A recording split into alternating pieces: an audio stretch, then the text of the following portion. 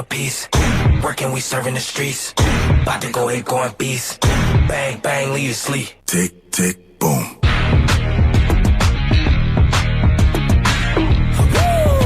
It's go, go, go, go, go, go, go time.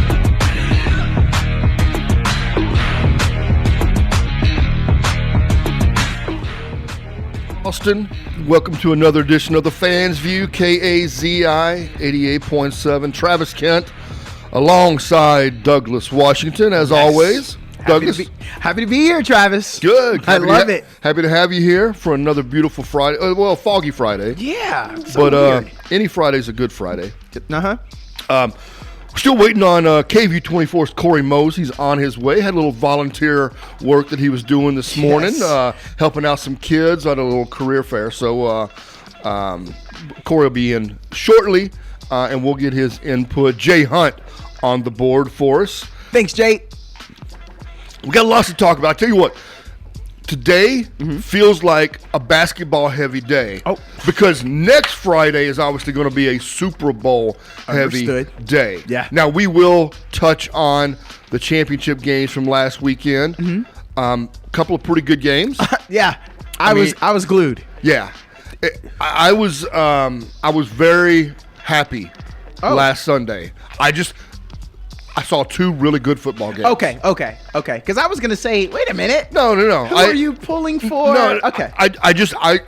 I'm more always pulling. If it's not my team, I'm really just more pulling for good football. Okay. Yeah. And one game was a little better football than the other, but both games were close, going down to the wire. I mean, you can't ask for much more than that. So I can't wait to I can't wait to get you and Corey's perspective, just because. Well, I'll just give you the quick little tease on it. All of the Lamar ridicule and hate. I want you guys' perspective on that, because I don't know. It's not my team, as you well know. I feel a little more sensitive about it, though, because there have been a lot of people that have lost big games. But I just feel like he seems to be catching a little too much. And so I'd love to hear you guys' perspective. yeah, Corey just got here. Corey, appreciate you being in. The Lamar Jackson, and by the way, we can probably have this discussion sometime this summer too, and devote like a couple of full segments to not only just him, but there are several other quarterbacks that fall into the same. Next summer, as we get ready for August and getting ready for the season, we're gonna have a lot of discussions about Jalen Hurts, about Lamar, about Dak, about Baker Mayfield. There's a lot of quarterbacks. Josh Allen. Yeah. There's a lot of quarterbacks that will generate a lot of discussion going into next season. Yeah. Lamar is one of them. I agree with you. You know, to me, Lamar has proven to me that he is a really high level NFL quarterback. If you're one of those guys that tiers things, I don't know how everybody has their own way of ranking. Yes. He's an easy top 10 guy. He's probably a top 5 guy, 6 guy on most people's lists. I will just tell you, I'm going to preview you my comments on Lamar last week. I thought the coaching staff had a terrible day. Yeah. I agree. Yeah. I mean, running the ball 3 times on early downs, that's just one, uncharacteristic for Baltimore. And 2, it's like you're forcing Lamar to then not utilize one of his assets is a running threat, you know? And so then you're kind of doing the Chiefs a favor because now it's like, oh, we don't got to worry about them doing the read option. Like, we don't have to worry about. What a waste of 4.3 speed. I mean, it's crazy. It's crazy. I don't know what they saw on tape for them to think like, oh, we're just going to throw the ball on this team for them to do that, you know? So I don't know what Monken was doing on that.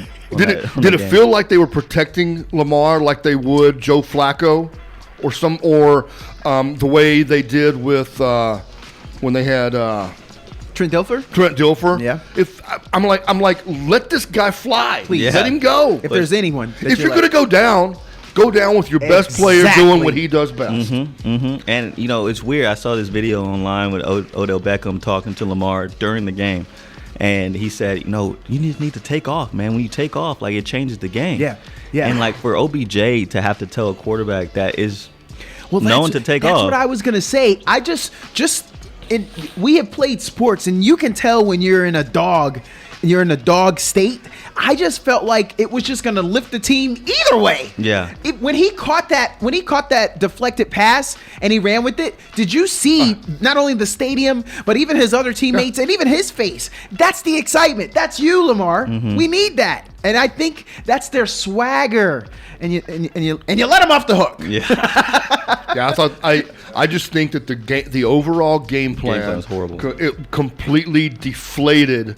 The Lamar, it deflated Lamar. Yes, I felt like midway into the third quarter, you looked at Lamar's face, and he was just cringing every time the plays call came in. And it was at some point I was just sitting there like, dude, just call your own number. Yeah. I don't call whatever play they called, and count 1,001, 1,002, and then just go. Yeah. Just go. What came to my mind too, if you're gonna have that game plan, you gotta have a person that can separate. And to be honest, that the receiving core is better. Right. It is better from last year. But if we're being honest, Zay Flowers is the best option they have as a rookie. Oh, he was consumed by the moment. And he was exactly too big of a moment. Yeah, it was. And OBJ, he's a great baller, but he's not the same OBJ. No. And so I think they're also going to have to address that in the offseason. They tried to a little bit by signing OBJ this season, but let's be honest, you need a true complement to Zay Flowers. Can I ask a question as a Longhorn homer? Yeah. Right. When they brought in Flowers and bring in OBJ, what it did was it took Duvernay from slot receiver to now he's your number 5 receiver, and he's your punt return guy. Yes. That's what he is now. Yeah. He's out of the rotation at the wide receiver position. But he was a weapon for them for several years. Yeah. And no, do I think he's the same wide receiver he was 4 years ago? Certainly not. But if he's still explosive enough to be your punt returner, and you're struggling to create big plays, and Zay Flowers is your really only threat to go the distance, do you not give Duvernay a shot in some 4-wide set? I just asked the question. Yes, I'm a Longhorn homer, and I'd love to see him on the field more. Yeah. But we've seen him make plays at the NFL level before, and I just can't believe that he has zero ability to make plays anymore. Especially when you got to do Bateman out there. No offense to Bateman, but we know what Bateman does. Yeah. He's just not a guy that makes separation. He's not a guy that also, when you don't create separation, you got to be able to make tough catches. Yeah. He's not a big contested catch guy either. So it's we know what we get from Bateman. And so, I'm totally with you. Duvernay is a guy who has had multiple 100-yard games, in his career. And he's shown that he has a relationship with Lamar. And, that's a good point. Take the top off. That's it. Yeah. Take the top off. He's that guy. You need that, especially the couple passes that Odell had. I felt a little energy. I felt like he was getting hype. And so I know that was going to help the team, but you still got to take the top off so that Odell can maybe sneak out. Maybe he can run that post. You scream up the sidelines, give him that post, and then we can give him something. Just I would have taken anything to have had and just we were let down. Kansas City is a great defense. This is the best he's ever had. Let's not take that away from But you Kansas played City. right into their hands, and you put Lamar Jackson on crutches or on a walker, whatever. I think he ran. So he only ran 6 times total. Is that what it was? I thought it was only 6 times in the whole game. That's a waste. That sounds right. What a waste. Well, can we talk about the Chiefs though? On their side of things, and how, to me, this was the most impressive run that Patrick Mahomes has had in his career. All the adversity that they faced, because let's not forget, in the middle of the season, there were a lot of talking heads saying, are they even going to make the playoffs? Yeah. And they had a bunch of drop issues, and the wide receivers weren't playing well. And then you got that game against Las Vegas. They lose that game against Las Vegas in Week 13. People were questioning again, is this team going to be anything in the playoffs if they make it there? Yeah. And then you get into the playoffs. You play the coldest game ever against a Miami team who, honestly, I did think Kansas City was going to win that game just because of elements. But then you run into the hottest team in the NFL at Buffalo. You beat them. And then you run into the best team in the NFL, in my opinion, at the time, Baltimore, at Baltimore. Yeah. And you beat them. And the crazy thing with beating them, though, your defense beat them. Yeah. And to me, that's been the most impressive thing throughout this whole run is that they're winning in a different way, which is low-key scary for the rest of the league. Yes. Because it's like, oh, they don't just have to put up 40 on you. Now they can just put up 21, and they'll be totally fine. And with them being this way on defense, this arguably could be the most well-rounded Chiefs team that we've seen. And to say that after they've reached the AFC Championship 6 straight years is crazy that now I feel like they have the most well-rounded team. Right. And like I said, it's scary for the rest of the league to know that, man, they don't have to put up a lot of points anymore. They can trust their defense. I was going to say, Travis, did we just see the script for how we're going to elongate Patrick Mahomes' career? Because in that game, or this playoffs, he doesn't have to be the most athletic guy. In fact, what are all the comments about his body now? Because that crazy, bro. So Crazy. he's proven you don't have to be the athletic superstar to have a long career. That maybe he could do a Tom Brady thing, and I don't mean to say that like Tom Brady is the worst athlete ever. Right. But no one expected him to scramble for 100 yards and juke people. So maybe this is how we're going to get longevity out of Patrick. Yeah, you can still be effective in the pocket if you're a smart enough quarterback and you feel pressure well He's enough. got it. And Tom Brady showed us that, right? Yes. Peyton Manning kind of showed us that too. Yes, he did. That's I wanted to bring up Tom and Peyton right there together because that's also part of the equation with Lamar and Josh Allen. They have a Patrick Mahomes problem. Yeah. Peyton Manning had a Tom Brady problem, and these guys have a Patrick Mahomes problem. Yeah. And yes, this was more of a defensive win, but Mahomes made more than enough plays for them to win the football game. I think they had more offense in them if they'd have felt they needed it.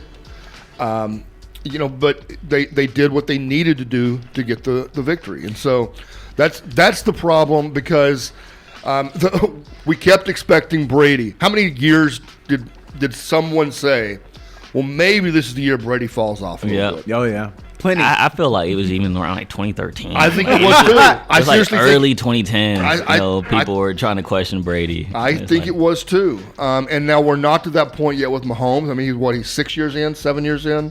7. Yeah. 7 years in. Yeah. So we'll start getting to those questions. I think about the 10-year mark of every NFL player's career. Your early 30s is when we start saying, oh, does your back stiffen up? Is it harder to get up in the mornings? Is it harder to go through workouts? We'll start having those questions about Mahomes in a few years. But that's the scary part. Is it's still a few years away until we even get to those questions. 28 years old. So I did look it up. Patrick only ran 6 times. Lamar only ran 8 times. So then that shows you. Totally different subject, though. I need to know y'all's quick opinion.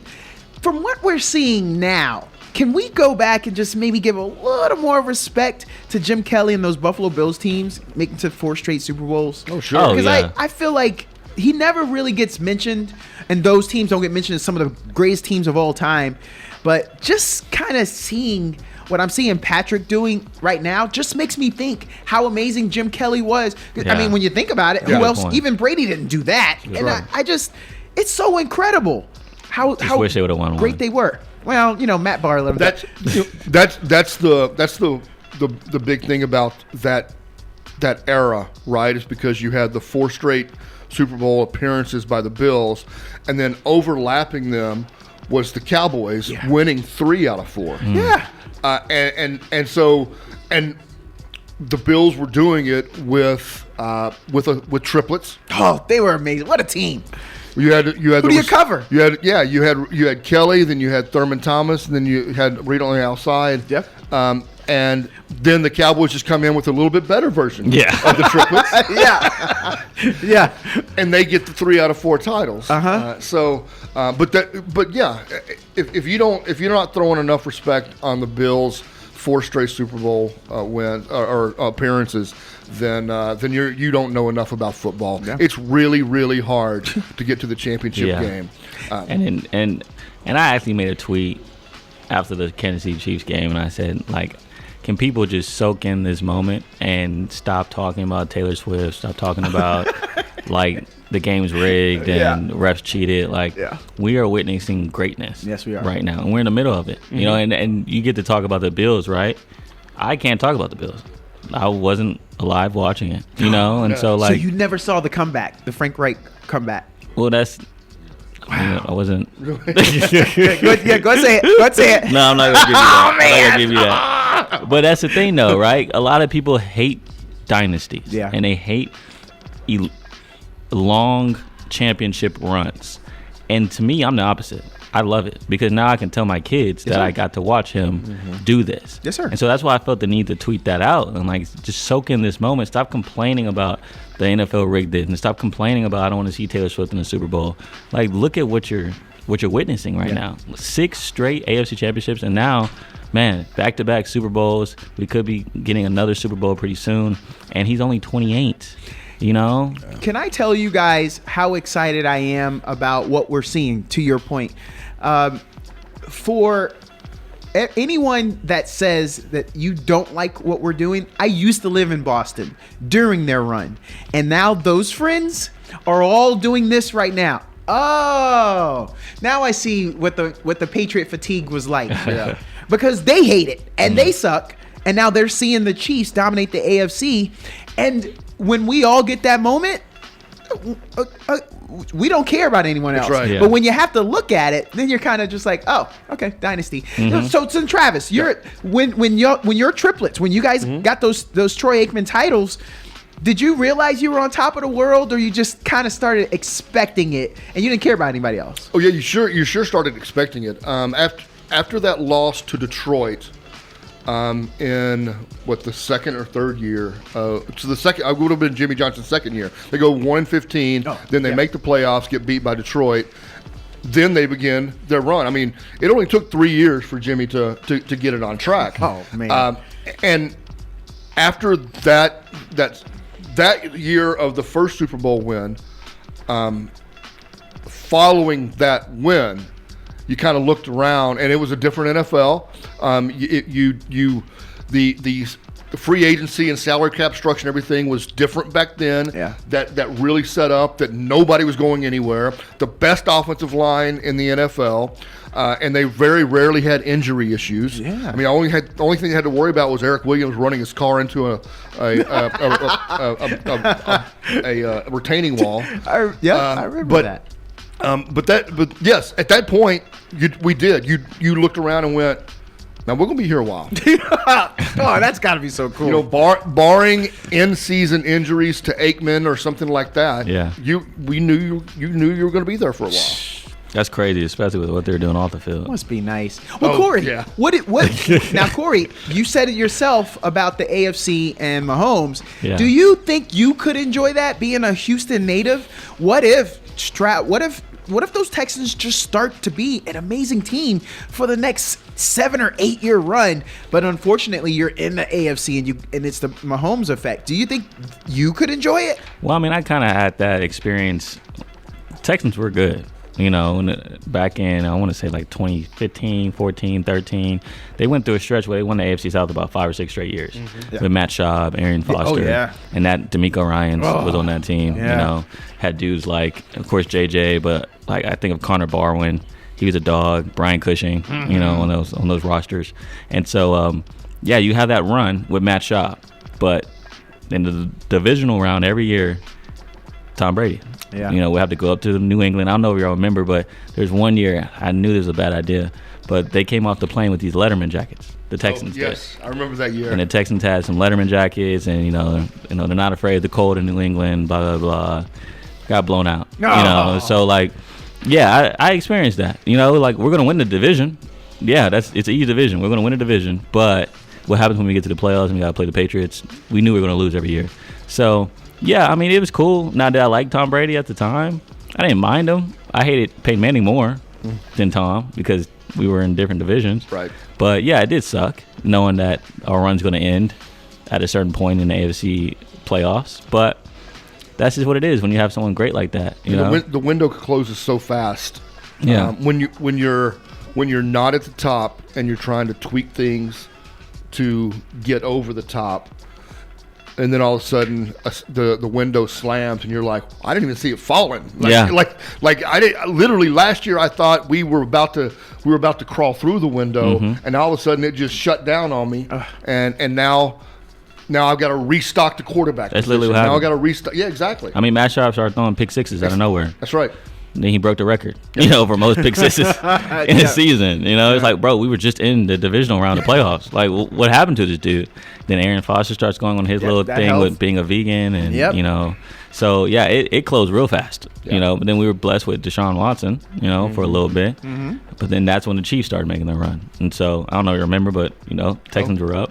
Yep. 3 touchdowns, and the Chiefs came back and did that thing. Yeah. So, I've experienced it, with the Texans. But at this point, though, the thing with being a Texans fan is that you have no expectations. Like, you've never been to an AFC championship. So, any type of success is enjoyable, because it's like, oh, we haven't experienced success, you know. So, heck, if we get bounced in the AFC Championship next year, I'm cool with it. We made the AFC Championship, finally, for the first time ever in franchise history. So I know it's different when you have a history of winning, like a Cowboys fan, or even like I have a couple of Steelers fans that I'm friends of or friends with. And they're just trying to relive the Big Ben days, and they're stuck with Kenny Pickett right now. And they talk about the days with the steel curtain and that dominance. And it's like, man, I wish we could get back there. There is no get back there for the Texans. It's like I just wish we could get there. So yeah. I had that conversation with a buddy of mine. He's a Detroit fan, and I just reminded him, bro, you made Final Four. Yeah. The rest of us, I mean, no, I know we didn't get to that game yet. Yeah. I thought they should have won that game, but you made Final Four. You're okay, and you're relatively young. You've got a great outlook. You're double stacked at running back. I don't know what happened to Josh Reynolds there in that game, but you guys are in a good place. And for the record, how many NFC championships has Goff been to? 2. How many did Stafford go to? 1. There it is. You came out on top. You got a good guy. And you kept your OC. And your DC. Is that I don't think I've ever seen this much press about an OC standing. First of all, Eminem tweeted about it. And then it's just showing up everywhere. I think that seems to be the biggest it seems like the biggest excitement of a person that did not leave. Well, when you look at the roster, and we talked about this, no one over the age of 30. That's crazy. Yeah. I mean, that's crazy. You've got several of your key offensive weapons, right? And really a couple of your key defensive pieces as well that are still on rookie contracts. Yeah. You've got so much to build with. I think he made a great decision to stay. Yeah. If it's not the perfect job, if you like the head coach, right? If you like your boss, yeah. I think people always assume he's the next up and coming OC, then he's going to take the first. No, he did this last year. Last year he was in head coaching interviews, and he's like, honestly, I see what the team never about to have. I'm staying here. And now you make the NFC Championship, and people are like, oh, you must have succeeded, and you got what you wanted to accomplish. Now you have this job in Washington, that people are talking about. You have this job in L.A., Carolina. It's like, well, I don't want to be in that situation. I'm waiting for the perfect situation. Yes. And that's what D'Amico did. If you think about it, D'Amico had an interview with Minnesota last year, 2 years ago, and he didn't accept it, and so he didn't think it was the right time, and then the Texans became available. He felt like that was the perfect situation. Yeah. And so it's like, if I'm Ben Johnson, even Bobby Slowick, people in Houston were so excited that Bobby didn't take any jobs. Yeah. And it's like, why would he leave? He got C.J. Stroud. If it's not a perfect situation, they don't have to leave. No. And if the team is saying, we'll give you a raise, yeah, I'm going to take the raise and stay with the team that I'm familiar with, that I know the players and stuff, and I know the head coach. And so, yeah, I just think that if I'm in his position, I would have done the exact same thing. If it's not the exact situation I want to be in, I'm not going to take the job. Just give me more money. I did not realize that until you guys just said that. Jared Goff's only 29, so he's not even 30. Right. Dan Campbell is 47. So then you got a young coach that you can spend time with, and then I don't know the age, but I'm sure D'Amico is he even 47? No, he's 39. Yeah, Good grief! Yeah. Wow, this is great. Yeah, dynasties. Exactly. Enjoy. So it has to be a perfect situation, and to be honest, I feel like the one job that Ben Johnson probably wanted was L.A. You know, you have Justin Herbert. Yeah. You have a lot of pieces. Yeah. But, you know, L.A., you're going to get the guy. I want to talk about that hire. Yeah, you're going to get the guy. All right, so what we're going to do is we're going to take a break, come back on the other side. We do want to hit a little bit more in depth on that San Francisco Detroit game. The you know, as good as the Chiefs Ravens game was, maybe even better game. Yeah. Talk a little bit about some coaching decisions made in that. A little bit of analytics talk. A little bit of coaching gut talk. Let's see if we can figure out what exactly happened in that game before we head into college basketball and NBA later on today.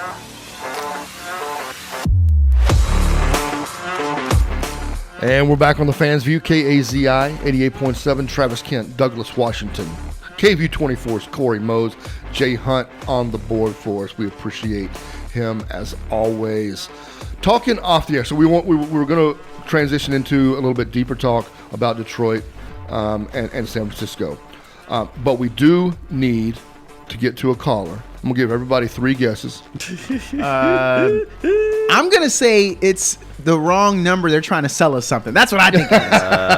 I don't think we screened it. Mr. Oklahoma, are you there? Sooner!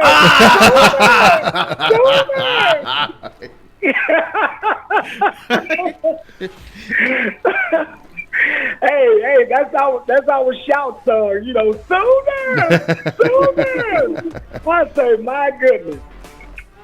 Hey, Travis, I am shocked at you, man, when you come on the air. Uh-oh. I'm surprised you're not playing dun, dun, dun, dun, dun, dun, dun, dun.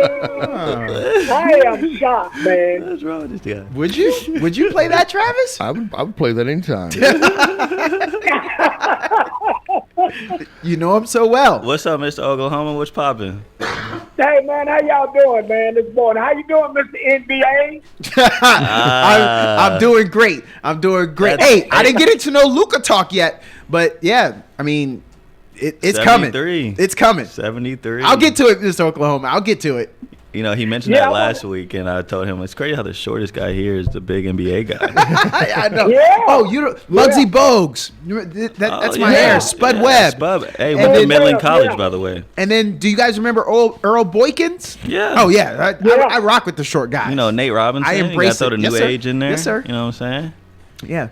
Yeah. What's up, Mr. Oklahoma? What you want to Hey, talk man, about? I want to start off, man. The Dallas know what they doing because Wow. you know, I looked at First Take this morning. Why are you and, watching man, that?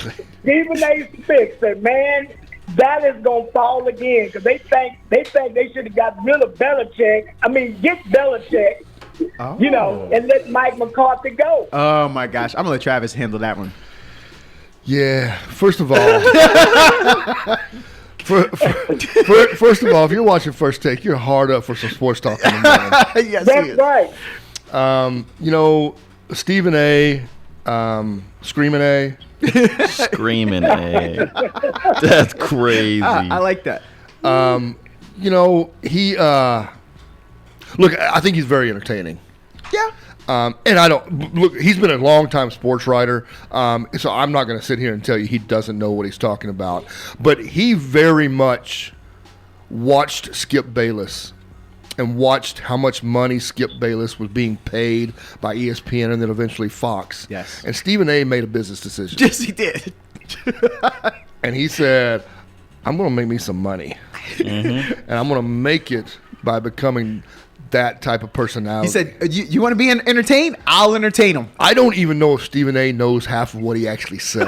No, he doesn't. I think he just opens up his mouth and lets whatever is in his head just run out. Yep. And just cash his checks. Yeah. So I'm not. I don't fault him. I mean, you know, he's getting paid just a little bit more than we are here. Yeah, Just a little bit more. Just a I don't know little about bit. Corey though. I don't know if he's getting more than Corey. No, Hey, definitely. we ain't getting KV money. You don't want KB money. Trust me. But you know, Mr. Oklahoma, look,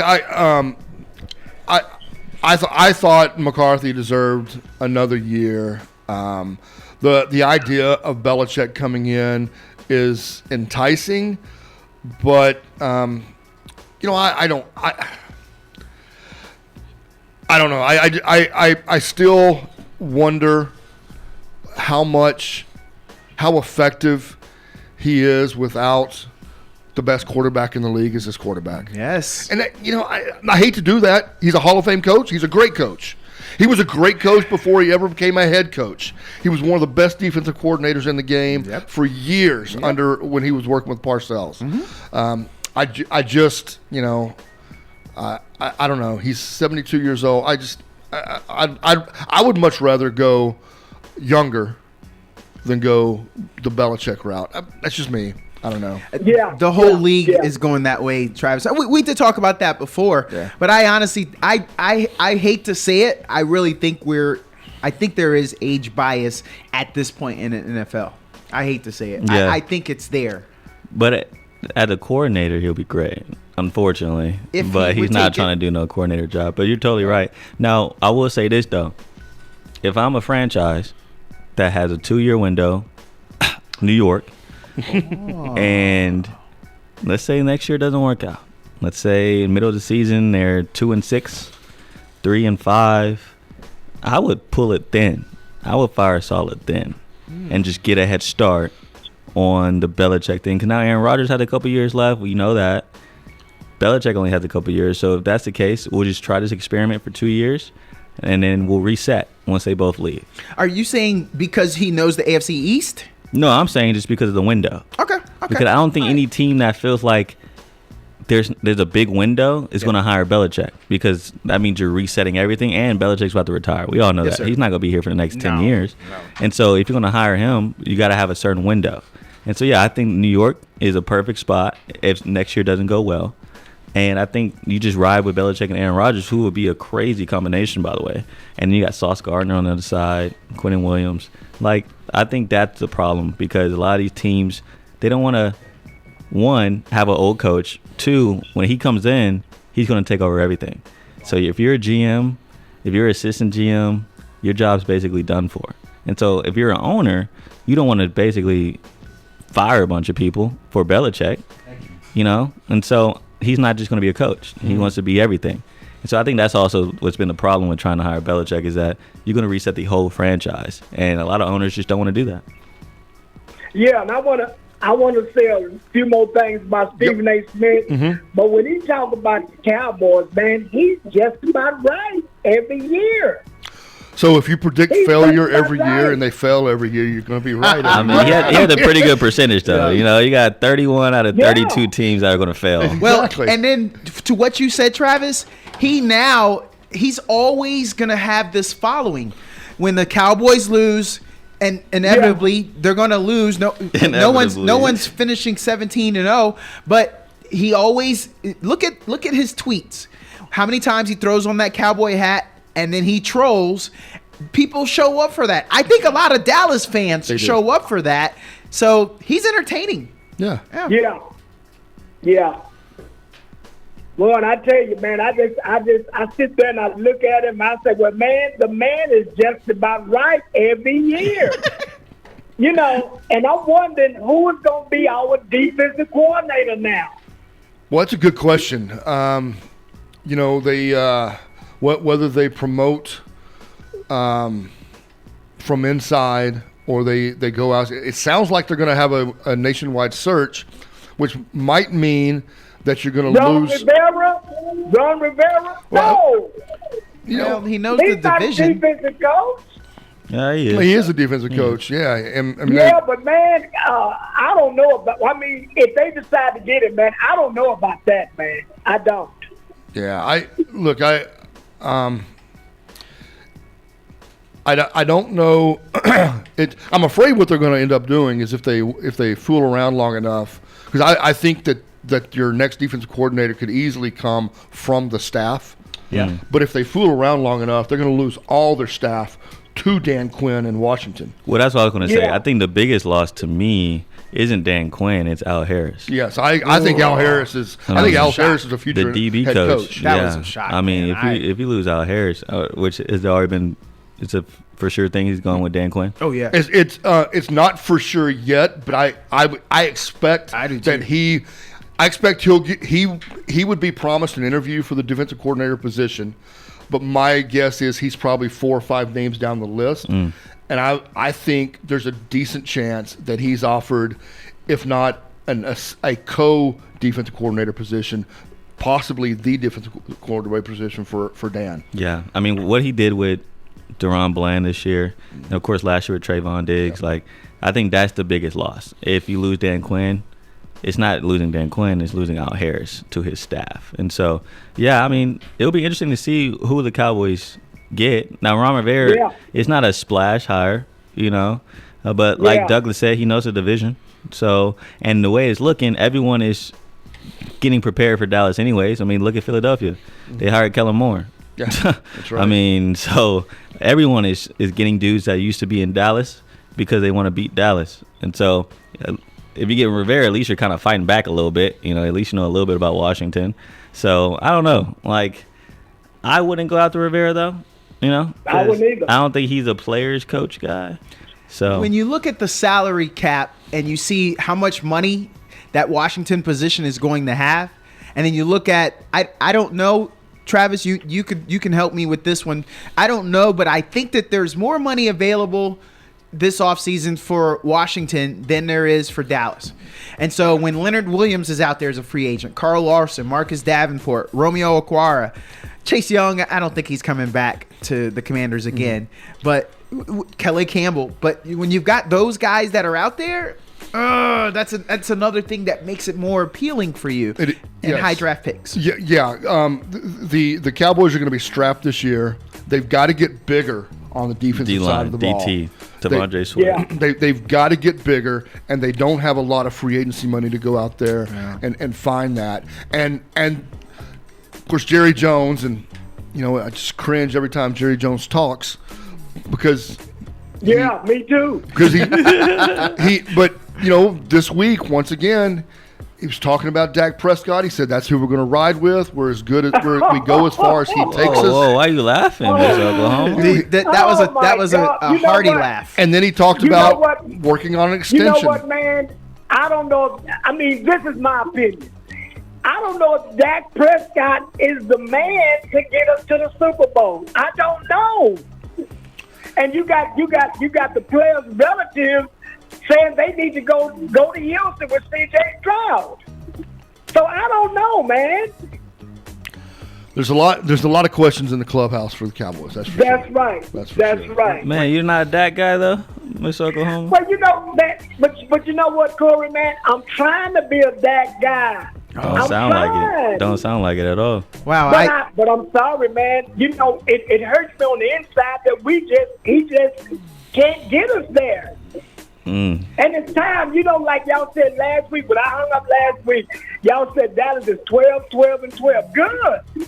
But that's not good enough for the Dallas fans, man. We're trying to get to that Super Bowl. Hey, but Dak don't play defense. Last time I checked. Yeah, right. And how many points Jordan Love put on them boys? Not his fault. Yes, sir. At the end of the day. And so that's the way I see it. I think you got to get bigger on the inside. You got to get more dudes. Like, and you talking about being a Texas homer. But you got T'Vondre Sweat out there, man. You got T'Vondre Sweat in this draft. Like, if I'm Dallas, I am going after T'Vondre Sweat with my first pick. Right. Like, you have to. He fits the need so perfectly. He does. And to me, being a Texas kid as well, pairing him back up with DeMario and Overshown, like, I don't know. It just seems obvious to me. But I'm not a GM, so, I don't know anything. But that's just the way I see it. Like, there's dudes in this draft that can feel that need for the Dallas at their spot too. Because T'Vondre's not mocked until late in the first or even early second, which is crazy to me, by the way. Crazy to me. But I saw a mock draft with Byron Murphy being number 5 today. CBS. I haven't seen that one. Chargers at 5. I have seen I've seen T'Vondre as early as 6 or 7, but as late as early second round. It's all over the place on this draft. And so, if I'm the Cowboys, you don't got money, but you got draft picks. Yeah. And there's dudes in this draft that can fill. I mean, look at Detroit. Sam Laporta, Brian Branch. Yes. Jahmyr Gibbs. and Jack Campbell. 4 rookies that are leading the team in different categories. You can do it. You can build through the draft if you make the right picks. So Yeah. But hey, man, I want to bring up a little my college basketball. Man, I love my college basketball. I'm gonna tell you, that UConn is bad, boy. Yes, they are. That UConn is bad. Man, you watch Big East. You always that's crazy. You I watching am Big always East, boy. impressed with your range. Defending Mr. national Oklahoma. champions. That's it's hard to overlook the defending national champion. Good grief. Yeah. But see, man, I'm always looking at the top 10 basketball, Yeah. like UConn, like DePaul, like Kansas, like Houston. Yeah. I keep up with all of that. Are you pretty excited that the women Longhorns could be a number 2 seed when the brackets come out? Well, I don't know. They beat Baylor last night, but Baylor's not the same team. That coach at Baylor, I don't know. I don't know about him. I don't know about her. Don't take that I win don't away. know about her. Because Baylor's not the same team they used to be. But they could be, but I doubt it. Okay. Hey, Texas got a squad, man. Yeah. I tell you, Texas that South Carolina, but them girls is bad, boy. Yeah, there's different tiers to this women's college basketball. Like there's good teams. Like I feel like Texas is a good team. Now, with Rory Harmon, I think they're a great team. I agree. Unfortunately, she's not gonna come back. But the next tier of like South Carolina, the LSU's of the world, which I haven't really bought into LSU yet. I mean, they're only 1 win better than the women. They're 18. Our women, sorry, the Longhorn women. That's what I'm saying. They're 18-3. We're 19-3. That's what I'm saying. I know, That's what I'm saying. They got some distractions. And watching them play, I'm like, yeah, this not what I thought it would be this year. No, it's not. And so right now, to me, it's just South Carolina up there. That's just top tier, great basketball. And then you got all the other schools. And so I'm interested to see how this works. I mean, of course, Iowa is going to do their thing with Caitlin Clark out there. And she's with Caitlin number 2 Clark, scorer now. But it's just hard. It's hard to judge Iowa though because they don't play nobody. So no offense, to any of the Big Ten schools. Right. But No, the Big Ten. The Big Ten needs to work on their women's basketball program. Yeah. Please do. They don't play nobody. And so I totally with you. Like there's great teams, but then there's a mid-tier team. I think Texas is in that good tier kind of category. Yeah. But man, they look good last night. They look dominant. Yeah, they go down low. Good.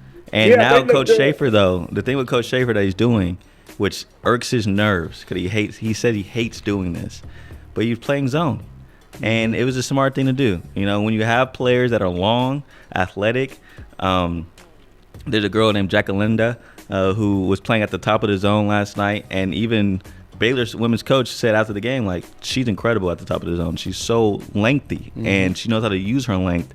And she's not an offensive threat, but last night she hit a couple shots, which is icing on the cake. And so Coach Schaefer hates it, but this 1-2-2 zone that they're running nowadays, it's working. And it's causing havoc because a lot of people preparing for Texas, they're preparing for man all game because that's what Coach Schaefer's known for. But he's finally adapting to his roster, and I'm honestly proud of him for doing that, and it's working. And so, this team it had a shot to make the Final Four, Elite Eight. I really do think so, even without Rory. They're ranked number 12 right now, But, hey, I want to say something, man, that I want to give my prediction for the Super Bowl early. Ooh. I'm going with Christian McCaffrey for the 49ers. That white boy is bad. Okay.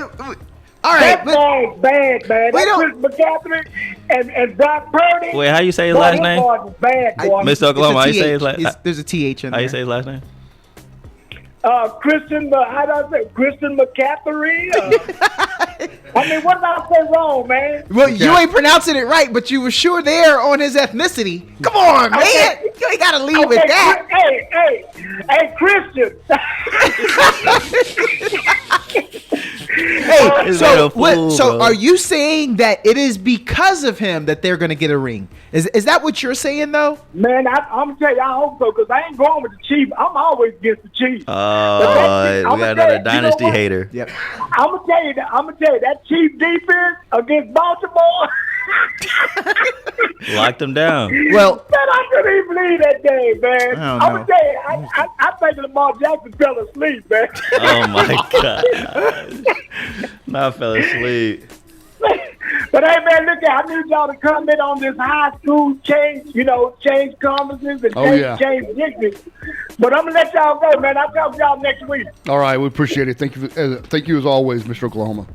All right, take care. All right, 512-836-2887. You can get your calls in as well. That's the biggest Dallas Cowboy fan that's from Houston I have ever met. Come on. That boy need to stop listening to Stephen A. Smith. He does need to stop listening to Stephen A. Loves Smith. the Cowboys. Hey, but man, not a Dak guy. Is that like what the Cowboy fan base is right now? I think it's pretty split. I think it's a lot more split than I would have expected it to be. You did mention it, though. When I said that Lamar's getting too much blame, you did say Dak as one of them. Mm-hmm. And it's not necessarily the wins and losses. Obviously, it is the playoff losses. Yeah. But it's the price tag per loss.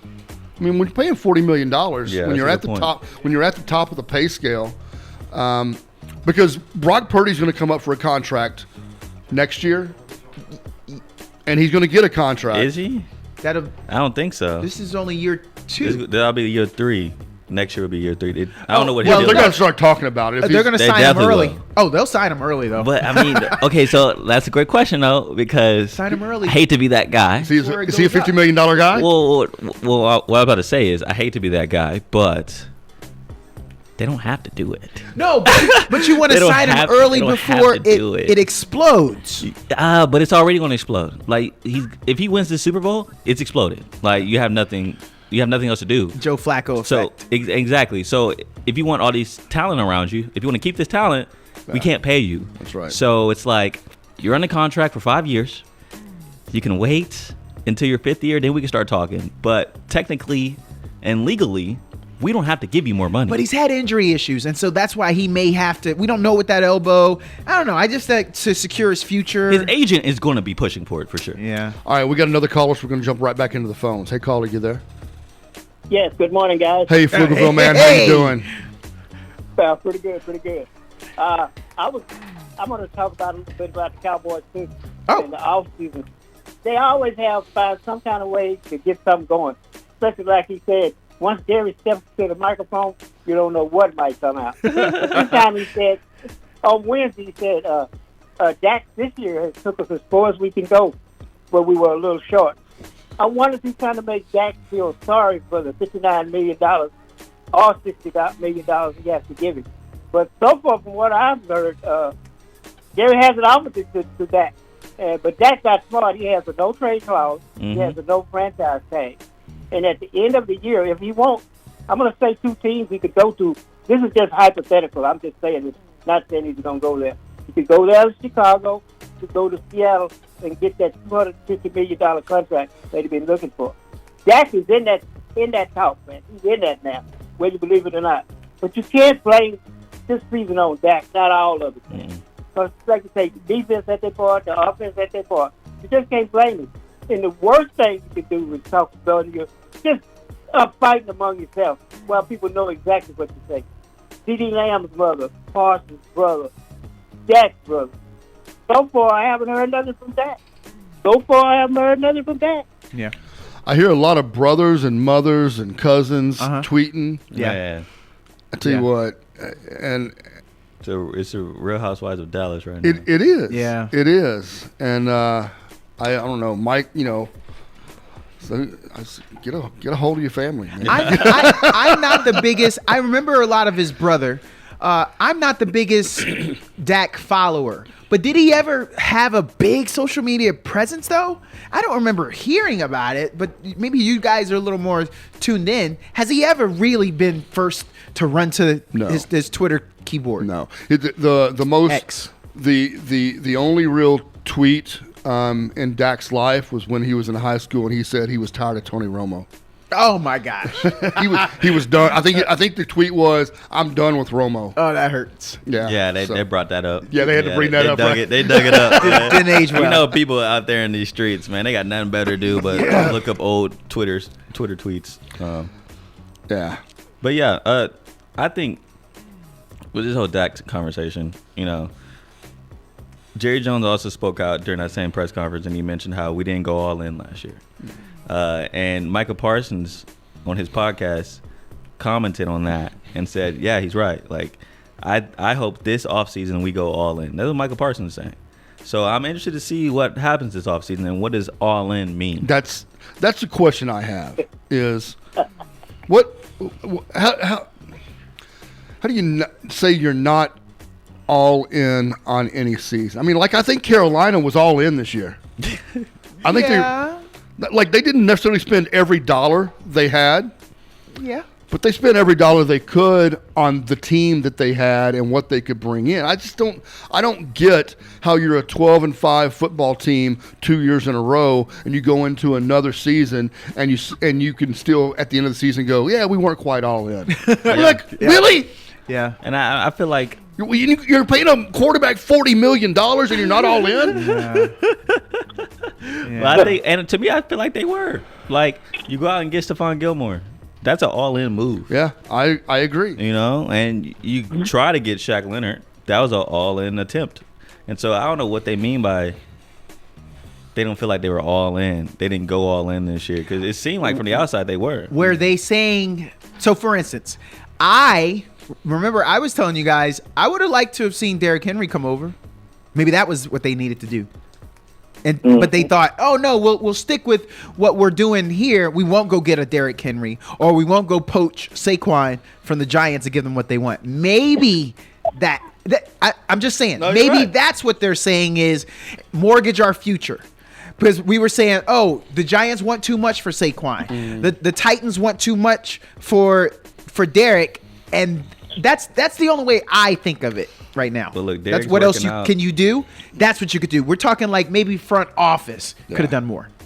Derrick's working out in Dallas right now. Well, it's the big thing when you talk about if you're talking about all in. I mean, we talk about this with certain teams. The Rams several years ago. Yeah. They were all in, and it cost them for several years. Yes. Until they were able to regroup, and then they went and got they got it. They got it. I mean, it worked. They got it. All right, Flugville man, you got anything else for us? We're up against a break. Right quick. Yeah. Yeah. Okay. Right quick. I want to say, switch sports and go to the NBA. It's a team I like on the West Coast, the LA Lakers. They went into Boston last night and beat at TD Garden and beat the number one team. Boston. Yeah. No Bron, no AD. Nope, neither one. All right, see y'all on down the road. Have a good one. All right, Flugville Thanks for man, we calling. appreciate you.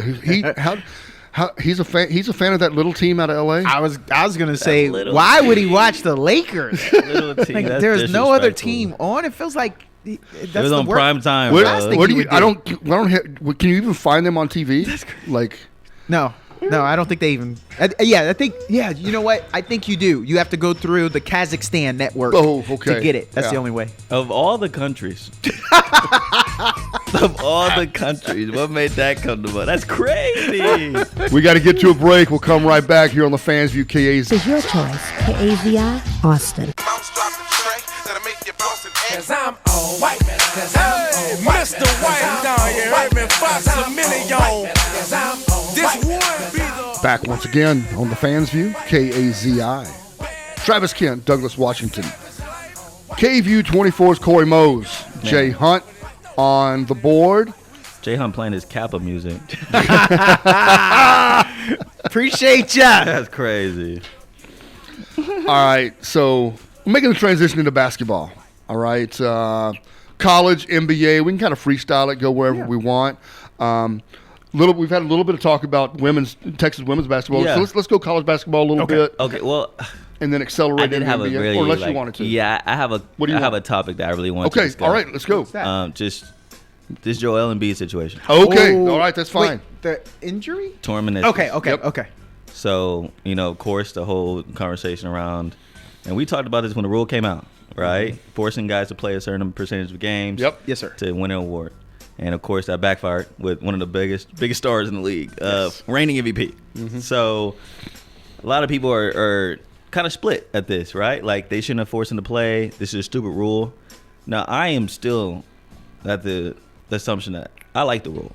I think it's important for guys to play. I think it's important to have a cap on how many games you have to play to win an award. Because, to be honest, like, that's what you deserve. Like, if you played this amount of games, you deserve to win this award. Now, if you only played half the season and you had great stats, well, you only played half the season. So your stats may be inflated a little bit. Yeah. And so, a lot of players are coming out. Even Draymond Green had a little rant about, like, this isn't fair. This is why this rule is stupid. So I just want to get y'all's opinion. Like, yeah, you have a situation now with Embiid forcing himself to play because he heard all the chirps from the outside, and he knows that to win the MVP, he has to play a certain amount of games. And I think he was like 6 games away from then being disqualified. Now he's definitely not going to win it. And so, what are y'all thoughts on this whole rule, and do you think it's a good thing or a bad thing? Well, since we are going to start the NBA, I like to do this one, and then I want to do an old guy get off my lawn rant about scoring. But this one was weird because someone fell into it. It wasn't from the wear and tear, and so I never liked the 65. I think I'm a business guy, undergrad. I'm gonna just tell you this: let them run their own business. If the team is okay with it, I'm okay with it. Seriously, I really am. But that's just because I trust them to manage their guys. We do a lot of practicing. There's off-season conditioning. There's a lot that goes into it. So if they're okay with you paying 60 games out of the 82, I'm okay with it. But this one was just a freak where I think it was Kuminga that fell into his knee, and you can't. So I don't want to second guess it because he fell into it. Well, he was already injured, though. I mean, that was already – he didn't play in Denver because of that. Yeah. And then he missed the game before because of that. And he tweaked it a while back. And so he was trying to be cautious, but then when he didn't play in Denver, all the fans were like, you're scared of Jokic. You don't want to play against Jokic. And they were booing him. Now, mind you, they did something shady, though, at Philadelphia. They didn't put him on the injury report until 15 minutes before tip-off. It's like, hey, bro, like, if he was hurt yesterday, you should have put him on the injury report yesterday. Where's the fine? Where's the fine for that? They got fined. They did get fined they did. for that. Okay, and so I didn't know. That's the shady part about the whole thing. Now, you want to feel for Embiid because, like, he forced himself to play that night, but he's been injured. So just sit out, bro. You went under the pressure, I feel like. Old guy, get off my lawn. You ready? Yeah. Where's the soapbox? I thought that was going to come later, but let's do it now. How about try to win a championship? How about be more worried about that than MVP? Yeah. How about that? Yeah. I get it. Basketball is the most personal, visible sport we have in U.S. sports. Yeah. Fans are the closest to you. You're larger than life, literally. Literally, everyone out there is larger than like 90% of the population of the earth. You get fantastic coverage. You have highlight shows dedicated nightly to the best plays you make. And so it is very individual based.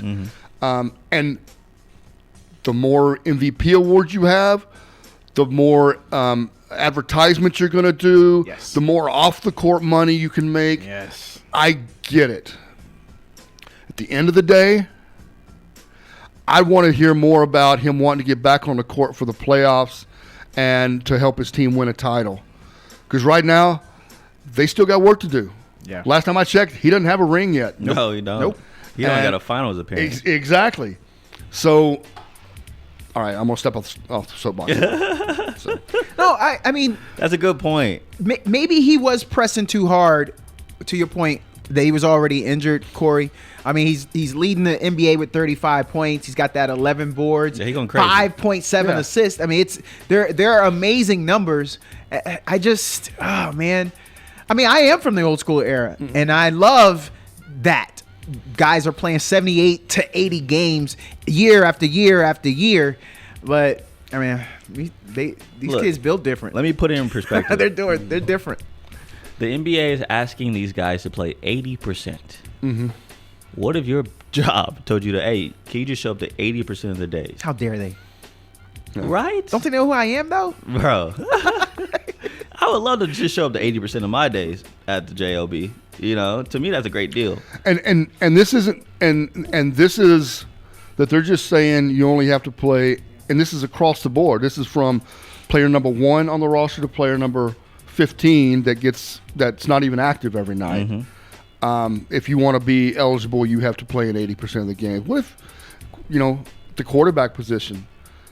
Football's different. Yeah. Like, I'm not trying to equate football, but you're telling me that, you only play in 12 games and you're going to expect to win the MVP? I guess you could. Yeah. Okay, gentlemen. But more than likely, you're going to get passed somewhere. I'm going to appeal to you guys. Corey, I know you're okay, you're a businessman, Travis. I'm going to say this. Whoa, am I not a businessman? Well, wasn't your undergrad media related? Yeah. Okay. So, Travis, there's this hot shot out there that you want to bring to your business. Mm-hmm. This is what you go in a bargain with. On a 5-day work week, we'll give you 2 remote days. Would you give it to him? Because you want them. Oh, sure. That's 60%. And that's all I'm just trying to say. If we just kind of look at it that way, if I can convince you guys to look at it that way, to allow them. But my expectation is that on even those 2 days that he's working from home, I'm still getting full production out of it. Still working. And when they're taking, when you're load, and by the way, we're talking about injury here and not load management. Yes. So I feel for Embiid. I mean, this is true injury, and so I think the question is valid. I do think there should be a minimum. This is putting them in a tough quandary. But stuff happens. Mm-hmm. We're sorry. It's unfortunate, but that's the way the rule reads. Yeah. But because you're not, but if we even switch it to load management, when you say load management and some guy gets load managed 12 games throughout the season, that's 12 games he's giving you 0 production as an employee. Okay. The most famous, in fact, he is the old school guy that we have now. But Popovich load managed, and he's an old school guy. He started this whole thing. So if he's okay with it, again, that's why I'm okay. No, I 100% get your point. As long as the team's okay with it, then we should be okay with it. Just forget the fans. The paying public. That was Keith's point. Was it's the paying public that you're doing a disservice to. All right, we got a call. I'm about to say we got a call. So let's jump into the phones. Hey, caller, you there? Yes. Yeah, go right ahead. Great show as always. What I wanted to point out quickly is that you've got several variables. One is ultimately the money, which has been mentioned over and over and over, not only per the individual player, be it football, be it basketball, but also the owners, and then you also have to look at incentives that are most all-stars have heavy laden incentive contracts, and part of that is, and it had been mentioned, if you do win the MVP, you make X amount. If you do go to the All-Star game, you make X amount. You go to Pro Bowl, X amount. So we can't really berate them for one to be the MVP, and then two, if you're really good and you happen to be on a team that's not so great, you don't. Sometimes you don't even have the potential to be the MVP. And then finally, here's the elephant in the room that nobody's mentioned: that a real person that looks beyond athletics and feels that one day, okay, this life is going to come to an end. They have to ask themselves the question: how do I live after sports? Earlier, you had mentioned Mr. Peyton Manning. Well, Peyton fortunately was able to leave Indianapolis, go to Denver, and win that final Super Bowl. But Peyton can't turn his head, but a little bit to the left, a little bit to the right, he was able to dink and dunk throwing passes because of his experience. But if the average person has been in that predicament and Indianapolis let him go because, again, they didn't want to have him end up with paralysis on their watch, which was a good thing. So fortunately, it ended up, he won the championship.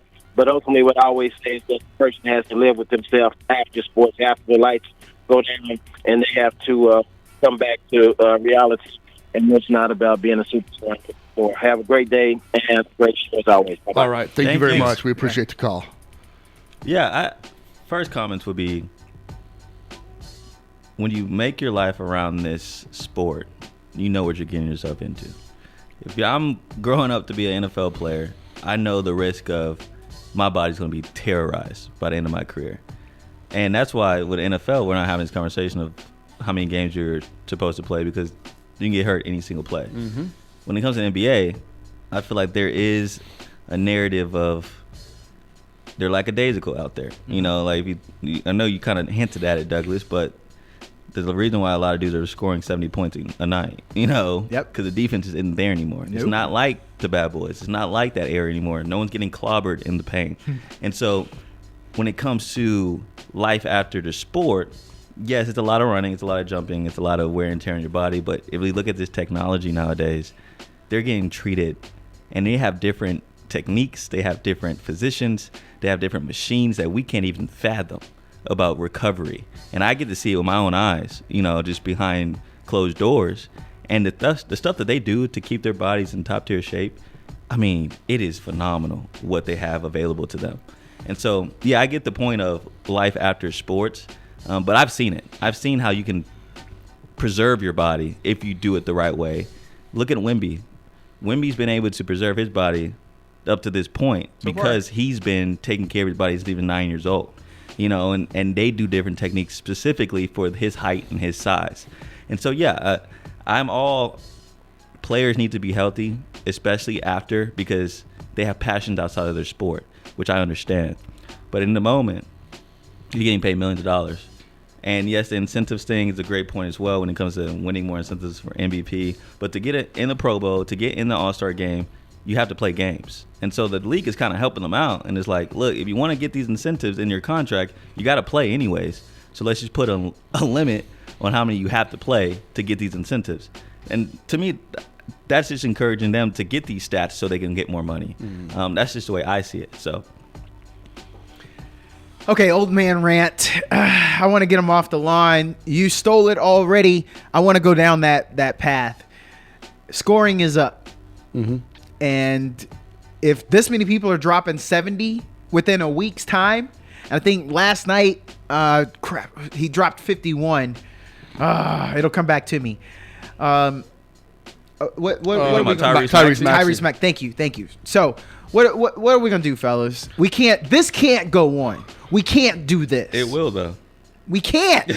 No, I don't want it. I remember, Travis, okay, so we talked about our own Jackson Hayes, who dropped a double-double last night when they knocked off the Celtics. And he had 3 steals. Go, big man. Go get it. He had 3 steals. So when we're talking about that score, that was 114 to 105.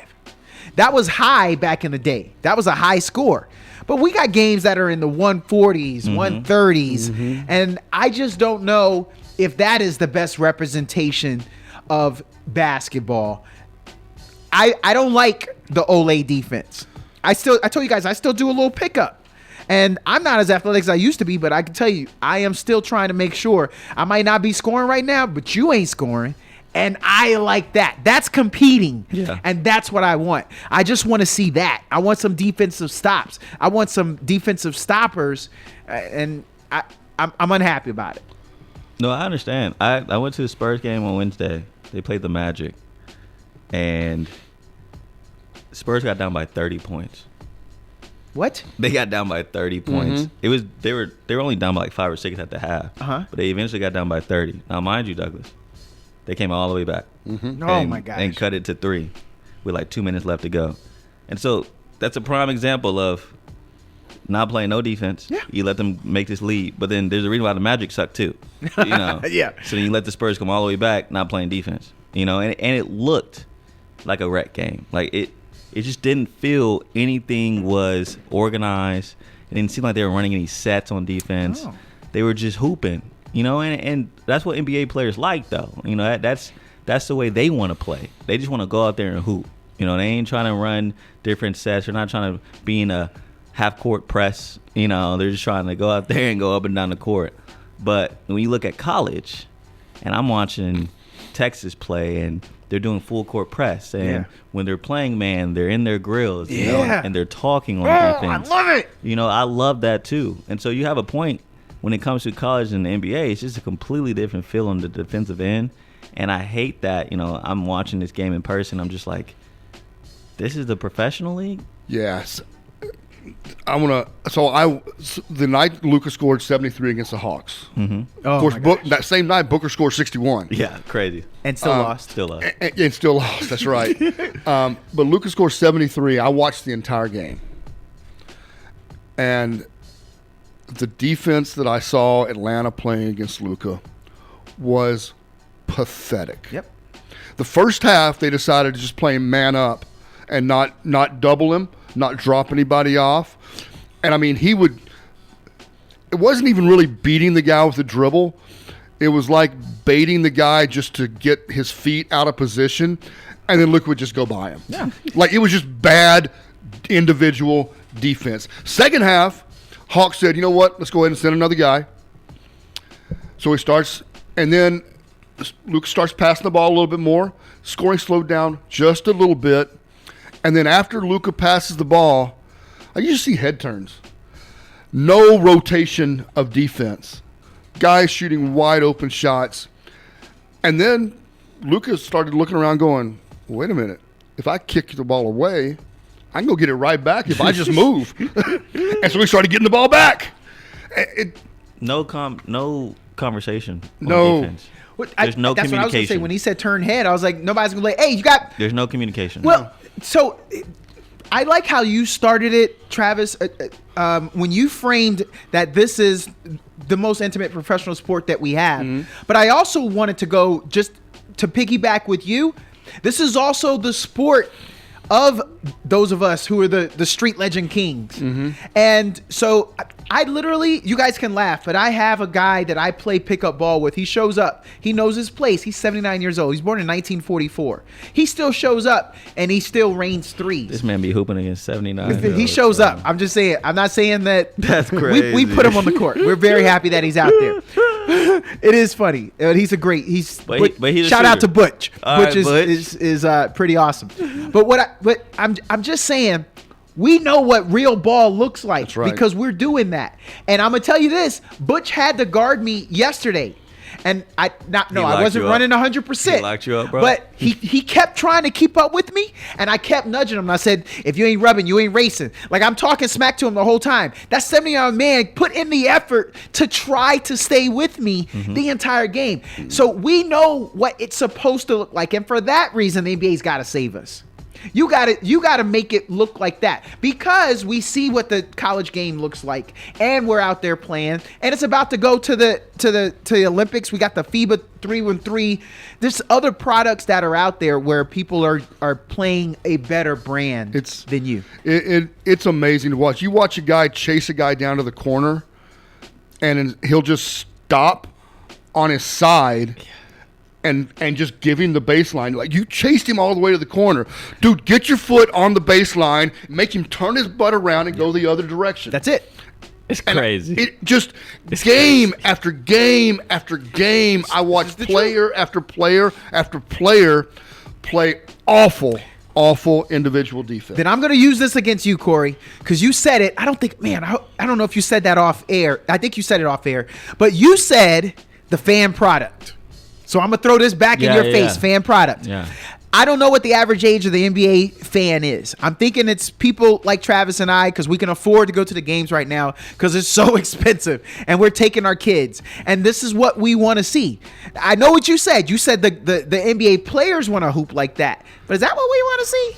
No, that's as not a what fan, because I like you. You're from a different age group, and even you I like how you framed it, young man, because you was like, I don't know if that's the best product. You guys are pros. Well, here's the thing, though. The NBA is trying to push, and like Travis mentioned, it's an individual sport. So the NBA is trying to push superstars. Yeah. And when superstars score a lot of points, it's a big deal. Yes. Because people love watching Luka. People love watching Joel Embiid. They love watching Jokic. They don't love watching the Mavericks. They don't love watching the Nuggets. Nope. They love watching people. Yes. Mm-hmm. And so if we can push it so that the offensive guys can get more points, can get more stats, then people are going to love them more. And so I think that's what the narrative is with this league, is that it's completely different than the NFL. The NFL, it's way more team oriented. Yes. And it's like, I support the team. I root for uniforms. Yes. But when it comes to the NBA, it's about I support the player. Well, when you think of that, can you guys think on the NFL, I'm a cornerback, and I'm covering Corey, the superstar. Can I do Olay defense there, Travis, as a teammate, as a fan? See, but we allow it in the NBA, and we shouldn't, because that's not fair. And you're letting your team down. Plus, man, I ain't going to the locker room if I keep just letting Corey burn me up like that. Well, that's the thing, and I don't know what it is in the relationships of the league. I don't know if it's because, like, they switch rosters every year. You know, a lot of people get traded and they ask for trades in and out. So there's not like a camaraderie in the locker room. I don't know. You know, I just know college basketball. And in college basketball, there's definitely camaraderie. You know, there's definitely accountability. But in the NBA, I don't know what it looks like. And then you also got to think about the G League guys. They're going up and down every single week. You know, there's 1 week they're here, 1 week they're in the G League. And so there's no one that's consistently on a team except for the superstars. And the superstars even ask for trades. So I think that's been the problem when it comes to accountability, depending on your teammate. That culture just isn't there. It's in different organizations. And that's why I feel like the Warriors have created their dynasty. I feel like Boston, they have that same kind of culture. Denver, for sure, has that culture. And so that's why I feel like separates great teams in the NBA is when they're playing for each other and not playing for the individual stats. I think that's why the Phoenix Suns aren't that great. You know, you have a bunch of superstars that don't really care. They just want to get buckets. And no one's talking about playing defense. No one's talking about moving around and rotating and stuff like that. And no one's saying in the locker room, D-Book, bro, you got to play defense. You can't just score 62 points. So do you guys think that's another reason why Milwaukee brought in Doc Rivers, player coach, let the other coach go? They only had, I think they were 31-13. But you let Jrue Holiday go out that door. That was the defensive stalwart. And then you bring in Dame. Ain't nobody ever thought Dame was going to be a defensive stopper. So, of course, things are going to go south. Your defensive rating's going to go south, and then you're going to lose some of the other games that are going to be there that you probably would have won. I feel like that's where we're at now is we're putting a bad product, an inferior product out, and you're tainting the record books and I really hate that. We're in a tough spot in the NBA right now though because you have. If you're going to come in, if you're going to be Rick Carlisle and you're going to stress defensive basketball, you have to essentially give away some balance on the offensive side of the ball and let players just freelance and on the offensive end do whatever they want to do. And even Rick Carlisle has backed off of a lot. You know, when he was with the Mavericks, I mean, rookies hardly ever played. I mean, unless you were drafted as a superstar, you didn't hit the court very much because you didn't know how to play NBA basketball yet. He had to teach you how to play NBA basketball. Well, now NBA basketball is essentially AAU basketball. Literally. I mean, it's just go out and Dirk. I'll just, as a Mavericks fan, Dirk Nowitzki was not a very good defender. No, but Dirk tried. Dirk was just long and gangly. I was going to say, that's 7 feet right there. And when he had to guard centers, he was overpowered. When he had to guard a power forward, those guys could put it on the floor and get by. He was just too slow.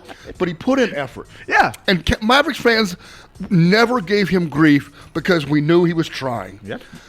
Luka comes down the floor, and he'll literally open up to let a guy go by and try to do the reach around tap away. Oh, well, I missed. And I guess I'll just go back to the other end of the floor now and try to get my shot off.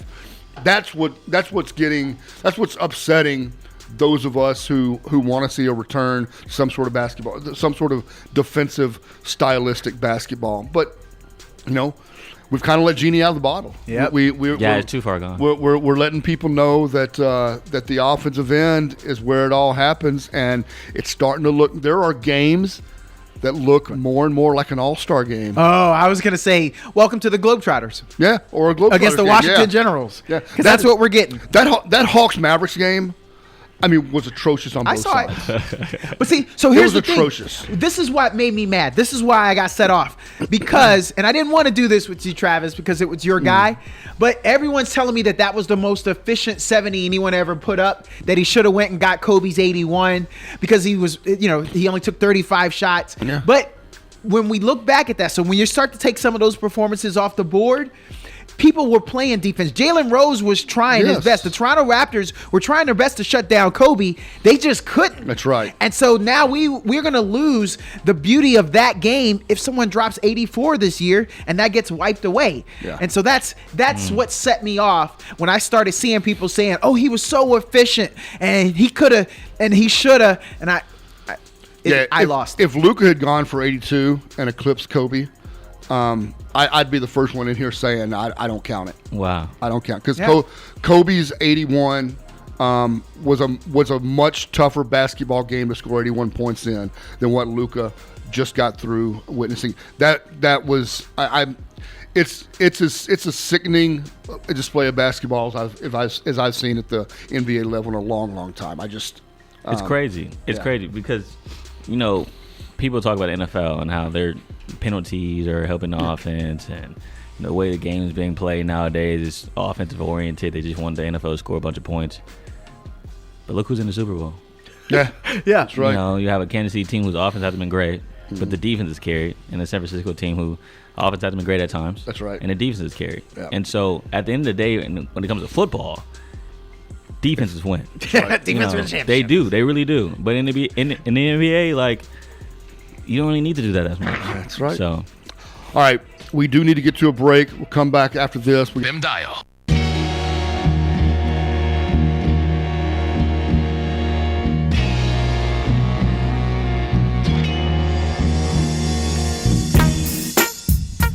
And we're back on the Fans View, KAZI 88.7, Travis Kent, Douglas Washington, KB24's Corey Mose, Jay Hunt behind the board. Before we get back into basketball talk, Corey brought up something off, and Mush, Oklahoma mentioned it too during the break. UIL realignment just took place yesterday. Not a ton of changes, but there are always some changes that happen. I know just me personally up in the Round Rock area, last realignment, Hutto came into the Round Rock district. When I say the Round Rock district, it also includes Vandergrift. So it includes all of the Round Rock schools, and also there's one. Well, Hendrickson was in it for a while, but anyway. Yeah, they're out now. So. Hutto went out and went north. They went up to the Killeen district. They're back now. Hutto and Manor. It's now a 9-team district. It's a gauntlet. It's a gauntlet.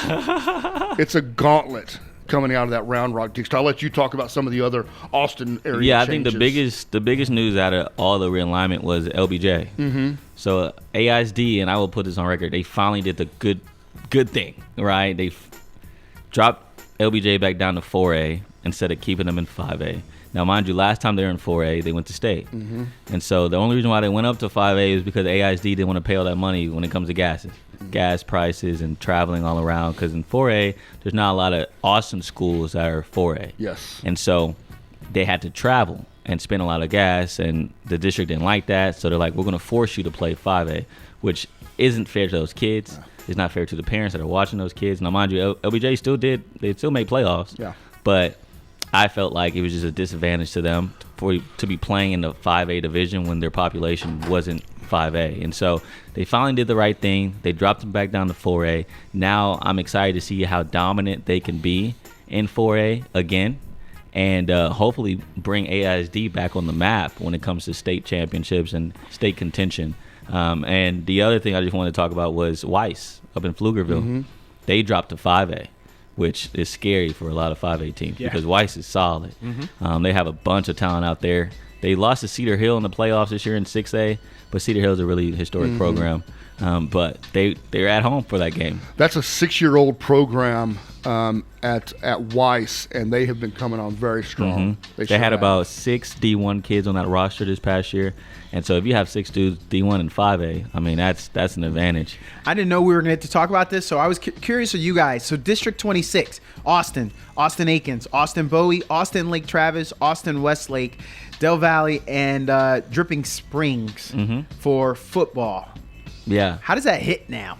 That's always been tough, though. Like Drip, Lake Travis, and Westlake have always been the three-headed monster up there. And so, I mean, it's going to be another battle. So at the top, it hadn't really changed that much. Right. I mean, those are going to be the teams that dominate that district. And so, nothing much there. Liberty Hill, they are in a new district now that they don't have to travel as far. So they're playing teams up north as well. Okay. They're in a new district. And the last thing I just wanted to mention was DeSoto. So DeSoto has 5A population at their school. Yeah, crazy. But they chose to stay in 6A. So if they go out there and win another state title, when they're supposed to be in 5A, but they're in 6A. That's going to be a big flex. So that's Cedar Hill. Cedar Hill plays with them. Yep.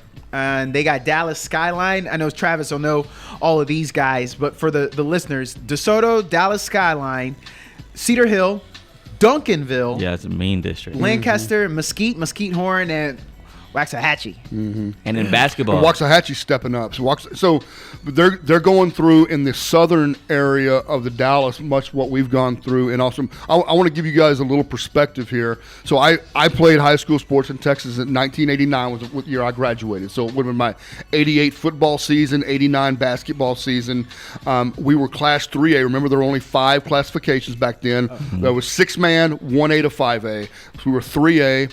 460 kids in our high school. That kind of gives you an idea. When we were 3A, my little East Texas small town, also 3A was Hutto. Also 3A was Bastrop. Only one high school in Bastrop. It was a 3A high school. Also 3A was Manor. 4A was Pflugerville High. 4A was Georgetown High. Only one high school. I mean, so I granted that's 35 years ago now. Yeah. But the flight that is taking place, and we talk about now, LBJ is districted as a 4A is population as a 4A school. Yet Georgetown has 2 6A high schools now. Bastrop has 2 6A high schools. Hutto is a 6A school. Manor a 6A school. It completely changes, and that's to your point of LBJ not being able to, having to travel so far to get to a 4A school. That is because this metropolitan area just has enough growth in schools that everyone is 5A and 6A for the most part. Like, imagine having to travel to Wimberley if you're LBJ. Yeah. Like, how do you mentally prepare on that bus for an hour and a half long drive? You know, and then, hell, if you lose, then driving back. I mean, that's tough. That's tough. And I get the district and, you know, trying to save money, but think about the kids. Like, think about the kids and think about the kids that are putting the work in the off season to do this, you know, and in the heat. Well, mind you, they don't even have stadium lights at their practice facilities, and you're making them practice in the dark. And then you want to make them play against 5A schools when they're not supposed to be playing against 5A schools. It just wasn't fair. So I'm glad the district finally did the right thing and dropped them back down. And to be honest, it's going to give them more notoriety because LBJ is going to win. Right. They're going to go to the semifinals. They're going to go to the quarterfinals, and they're going to win some state championships. So if you want that notoriety, this is the right thing to do. But, yeah, it's crazy how the population has kind of flipped. And everyone in Austin is now moving out of Austin because it's so freaking expensive. And now you see all the suburbs getting all these families. So that district would be Austin Achieve, Austin Eastside, Austin Johnson, Austin Northeast, Austin Travis, Lago Vista, and Manor New Tech. Yeah. We like that? No, it's a struggling district. That's the 4A. That's a struggling district. It's a struggling. Yeah. So Lago's probably going to win that district. They're going to be up there. Manor New Tech's okay. But I would probably say Lago's going to win that district. Okay. But yeah, Austin Travis is decent too. But yeah, it's not a very competitive district. But that's why they wanted to keep LBJ there. You know, because you had a school that was going to for sure make some noise in the playoffs. They're not going to go to state, but they're going to make some noise. And that's what they wanted, you know, out of someone in that district to do something. Yeah. But you just couldn't keep them there. I just didn't think you could. Hey, check out Mr. That was Mr. Oklahoma that asked us to talk about this, right? Yeah. He's just drooling right now. Yeah, Man, I didn't know they were going to give me this much time. He's in it. But yeah. While we're talking high school sports, the big news up in the Dallas-Fort Worth area. Oh, yes. Todd Dodge back in the game. Crazy. What? Out of nowhere. Yeah. Out of nowhere. He's coaching at Lovejoy High School now. Lucas Lovejoy. They finished 12-2 last year. Yep. Oh. They got knocked out by South Oak Cliff, who went to state. And so they didn't get knocked out by no scrubs. But I'm interested, though, to know, like, why, right? Like, why come out of retirement if you're Todd Dodge? You're chilling. You're traveling around. You're seeing your old players like Kay Klubnik up in Clemson. You know, you get to see all the guys that you used to coach are now in college balling out. You get to see your son at South Lake Carroll, go to his games whenever you wanted to, and then still come out to Westlake whenever you got time. So I don't know if he just got bored at the house, and I know like coaching, it's an everyday job. You have an off day, but you don't really have an off day. And so I'm sure he had a routine for all those years of coaching, and getting out of that routine was probably a struggle when it comes to retirement. And that's what every person in retirement faces, right? They go through a situation where it's like, what do I do now? I have all this free time. And so I thought he was utilizing it the right way by traveling around, but I guess he just missed the field that much. He missed the sidelines that much. I know we got people streaming from all over. For those who don't know, he's considered the GOAT of Texas football. He had a 5-year stretch where he went 79-1. Yeah. The what? You gotta. And he only retired for 2 years. Yeah. And now he's back. What say you about Lucas? That's 30 miles north of Dallas. What would be the draw, and what were they like in your day? First, well, they weren't in my day. It was a bunch of woods. 35 years ago, Lucas was not if it was a school district, it was like a 1A district. It was a small little bitty town. Now they're a 5A school, 5A Division II. In 35 years. In 35 years. Wow. And they have some of the best facilities in the state. Mm-hmm. They have it once again. Suburban flight. Yep. It is. I'm not going to tell you. I know all the economic breakdowns of that area, but that is an area of the Dallas Metroplex that has affluency moving into it. Really nice subdivisions built over the years. Newer homes. It's young families are coming in. When it started, it was the ability to move into a nice neighborhood with affordable homes, and those home values have grown, and those families have been able to sell and buy up, and it's that's the type of school district that it's become. And so, if from a Todd Dodge perspective, why Lucas? That's why Lucas. It's coming. It's coming. And they have talent. I mean, like I said, yes. Finished 12-2. They got knocked out by South Oak Cliff, and I want to say third round of the playoffs. And sounds right. You drop in Todd Dodge, you're gonna get some move-ins. Yeah, that's You're right. gonna get a couple move-ins. Now is it gonna be legal move-ins? We don't know. UIL is up to that, but you're gonna get some move-ins. So you're gonna get even more talent coming into the school. Should we have been surprised though? So he's got 7 championships. He's been to 9 state championships. He's won 7. He won 4 at South Lake Carroll, 3 at Westlake. Mm-hmm. I mean, to go from Houston to Austin and then now up there, I mean, I just kind of feel like, should we be surprised? Well, he was retired. That's why I'm surprised, because you had a great career. But he was doing you a had lot a of camps historic and stuff. career. I felt like he was trying to keep. But that's the thing, though. toe Like you're filling your retirement time by doing that. That's the way I saw it. I'm like, okay, you can't fully take yourself away from the game. Of course, you've been in the game too long. You're a coach. That's your blood. So of course you're still going to be in the community. You're still going to be doing camps. But I thought that was his way of still being around the sport. Mm-hmm. Yeah. Not still having an itch to coach.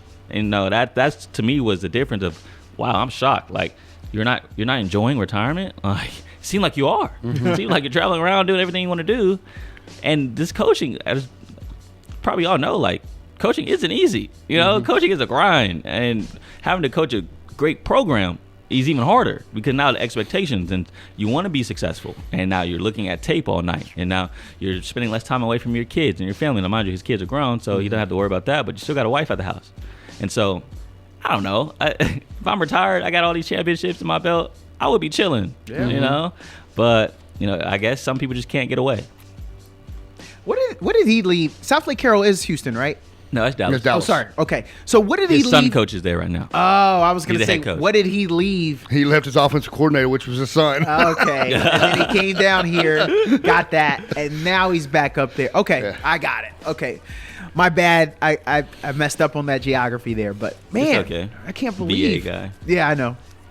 Hey, Texas is huge. It's stupid. I don't know how y'all do this. Travis, you are like the Rain Man of Dallas area. I don't know how you even remember half the stuff up there, and you've lived here for how many years? You've been down here? Well, so I've been here since '89. So after I graduated high school in '89, I came to the Austin area to go to UT. Yeah. So I've been either in Austin, Round Rock, or Georgetown ever since. But I will, and this is the God's honest truth, is I read the sports section of the newspaper every day from about the time I was, 12 years old. And the Dallas Morning News, which was one of the gold standards, was great about, I think it was every Thursday, they printed 2 pages of all high school athletics. I mean, everything from wrestling to basketball stats to and not just Dallas area. They would also have state rankings. And so I read names of players and places they were from. Yeah. And then I was like, well, where is that? And I'd look it up on the map and find, oh my gosh, it's in the Panhandle. And then you find out, then all of a sudden you realize after doing that enough, you go, man, they play some good basketball up in the Panhandle. They don't have many football players come out of there, but there's a bunch of basketball players that come out of there. And, Yeah. who's coming out of El Paso? Who's coming out, it's, and so that was the basis and I do feel for kids who were like me, who were sports junkies, and just an average athlete. I got to go to a 3A school, so I got to play every sport I wanted to. But I consumed information, and I think it's harder to consume I had focused information that I could consume, which gave me the names of towns and cities and players and people and track athletes and I was focused in on that, as opposed to just having the ESPN splash page where it's just trying to get you clickbait into NBA stories and stuff like that. I was able to focus in on what I really wanted to consume. And certainly hopefully kids nowadays who are much more adept at computers than I do, they know the Twitter accounts to follow, and they do that. But it was so much. I felt it was easier for me to just be able to know Thursday, Dallas Morning News sports section, page 5, boom. Oh yeah, right there. Every high school thing I wanted to read. We got some breaking news, by the way. Uh-oh. What's that? So Pete Thamel reports for ESPN, says the SEC and Big Ten are set to announce that they are setting up an advisory committee. It's expected to look at the entire college sports landscape and solutions within it. It will address significant challenges facing college athletics and more. So SEC and Big Ten are getting together, making their own committee to figure out how do we solve the problems of college football. Now, my question is, what problems are they talking about? Are they referring to NIL, or are they referring to this whole NCAA situation? Are we about to see 2 big conferences separating from NCAA and making a mega kind of league? Yep. I'm interested. I'm interested to see what this means. Wow. I am too. This is the beginning. Yes, this is the beginning. Wow. My first thought goes back to Chip Kelly's comments last year during a lot of this. I think we are on a steam train headed for football breaking away from the traditional conference structure and forming their own league, so that we can have a return to regionalized conferences that make a lot more sense for your quote-unquote non-revenue sports. Yes. And I think it would even start with basketball. I don't think basketball would follow them. I think going back to regional conferences in basketball would be just fine. Yeah. And you're not going to upset any of the power structure. I think Kansas would be fine with that. I think Carolina would be fine with that. Yeah. I think UCLA would be fine with that. I don't think anybody would be upset with it.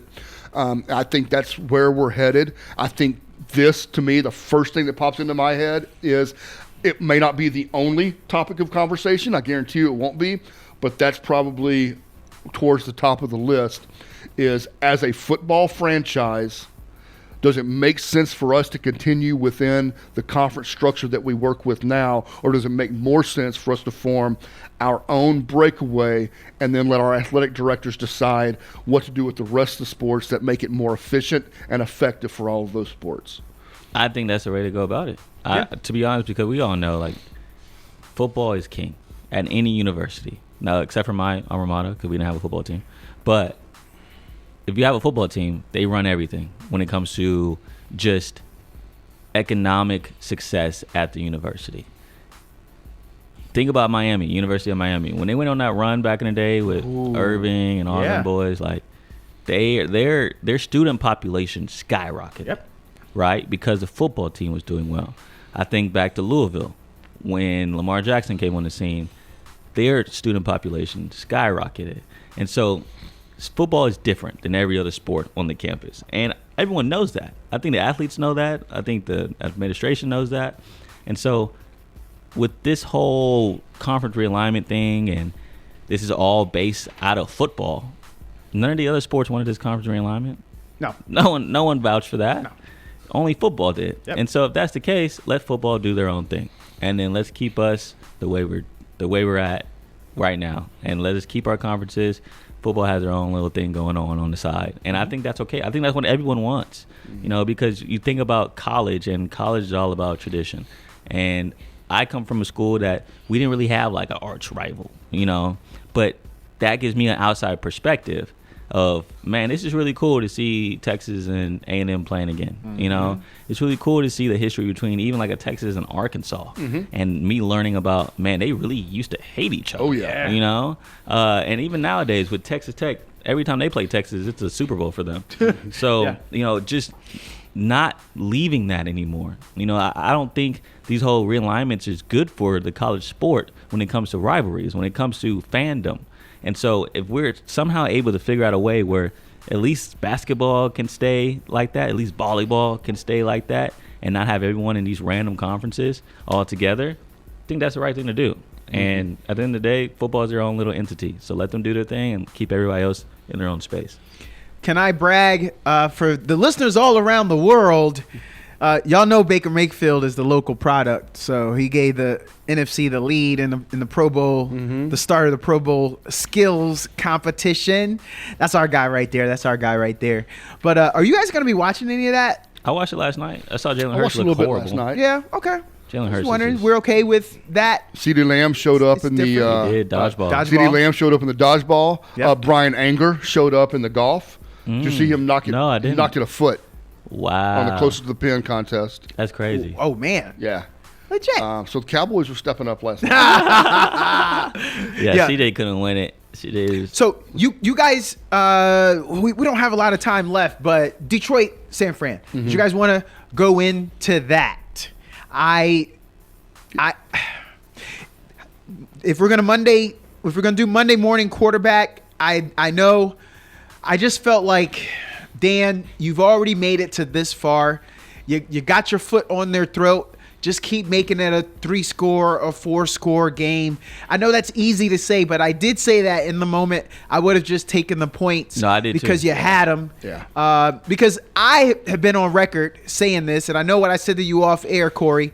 But I always said, man, you don't want Brock Purdy. I don't think Brock Purdy can throw them back into the game with that talent. And there were, I think, 2 interceptions that were dropped. I think Purdy put 2 up there. The face mask one, I'm counting that. Crazy. But that should have been a catch. But that's why that boy plays defense. Yeah, right. Yeah. So, But there's a couple third downs where Purdy used his legs. yeah. You know? Oh, that was, yeah. And so that's the thing. Like, he's a gamer. Yes, he is. But I'm totally with you. And I know a lot of people say, like, they disagree with me. I actually have a friend that works he covers the 49ers, and I asked him, what do you think about the decision when the Lions were up by 14 and they went for it on 4th down? That's when Josh Reynolds dropped that pass. I wanted them to kick a field goal there. To me, make it 3 scores. Just keep it 3 scores, like you just said, Douglas. And he's the dude that I'm talking to. He's like, nah, I mean, that's what got them there. You're up by 14, so, you know, you can push it a little bit. But I'm like, no, at that point, don't push it. Nah. You're up. You got it. You already pushed in the first half. Yeah. Now just chill. Like, just keep the lead. Keep playing the mind games. Get into their psyche. You know, there's a couple of things about going for it on 4th down and what still is a new mentality, right? Yes. Because coaches now feel more empowered because of analytics to do things. There's the coach's gut during a game, during the flow of the game. What am I doing to this team? Am I gaining 6 yards every time I run the ball up the middle?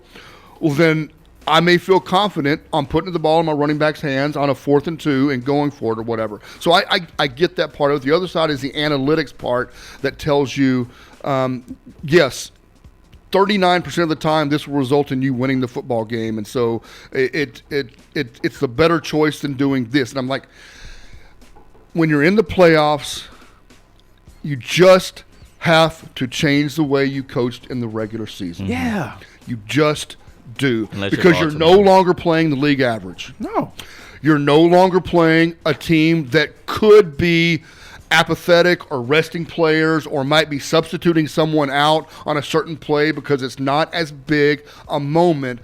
But in the playoffs, and especially in that game, all 11 players that you're lining up against are the best 11 they have prepared to go in that situation. And you're going against one of the top 4 teams in the NFL. Yeah. And you just can't make those same regular season decisions. I would have said take the points every time. I'm also one that sits in the stadium at UT games and goes, man, we're not going to beat OU if we keep kicking field goals. You got to score touchdowns against them. Yeah. But I'm also going to tell you that when you're in the driver's seat and you're ahead, you keep on the road. Yes, you keep putting points on the board. Keep kicking off to them, because them taking over the ball at the 15-yard line by stopping you on 4th down gives them way more confidence than giving them at the 25-yard line after you just kicked the field goal and kicked off to them. And you allow your team to celebrate. You keep celebrating. You're celebrating the field goal. You want that other team to keep seeing y'all every time, chest bumping, going out, giving your kicker a little pat on the helmet. You need that. I believe in the psyche. I'm a military man. We know about mental warfare. And I'm going to tell you, when you got a chance to break that arm, you break that arm. That means he can't hit you with that arm no more. You take it out. You keep adding on. I hated it. Yeah. I really hated it, because I laughed when he first came out and he talked about biting kneecaps. Mm-hmm. But with who they are now, and y'all know I've always supported Goff because I don't like that dude getting kicked out of L.A. and being the blame. I was a little bit of a fan. I liked looking at Detroit this year. I like Gibbs, and I wanted to see that. And I mean, they came out. Bro, they were ready. The first thing I thought about when they came out and started the game, like, man, they went down the field. I thought they're doing it what the Packers did, right? Get out early and keep the lead, you know? Mm-hmm. And it seemed like that's what they were doing until he started going for it on 4th down. But, man, you start the game, go down the field, score. San Francisco goes down and misses the field goal. Then you score again. I'm like, whoa. They got the perfect game. Like, it worked. Yes, you're up by 2 this scores. Just keep it. And they just didn't want to keep it. They wanted to push. So, all right, guys, we are up against it. Once again, we've run out of time. But we'll be back here next week, and there will be a football game for us to talk about. And we will be breaking that down. We'll also be able to get in some college basketball, some NBA, as well as we're heading into, believe it or not, as we're in February and we're heading into the thick of February, means March Madness is just around the corner. Woo-hoo! So we got a lot of that to talk about. But we